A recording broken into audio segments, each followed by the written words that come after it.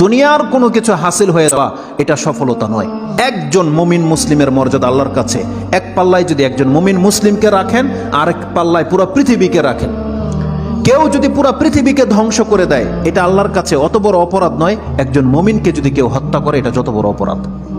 তাহলে একটা মানুষ তাওহীদের উপরে যারা আছে তাদের মান মর্যাদা এত, আল্লাহ বলছেন অতএব তারা যেন দুনিয়ার জন্য নয়, বরং তারা ওই পরকালে জাহান্নাম থেকে মুক্ত হয়ে যাওয়ার সেই রাস্তা যেন তারা অবলম্বন করে। কারণ সেই দিন যাকে জাহান্নাম থেকে শুধু বাঁচানো নয়, দূরে রাখা হবে।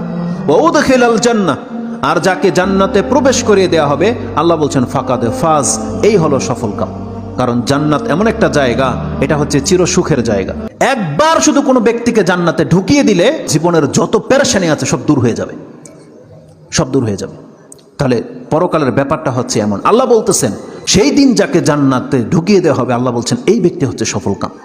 তাহলে এই সফলতা আসবে কিসে?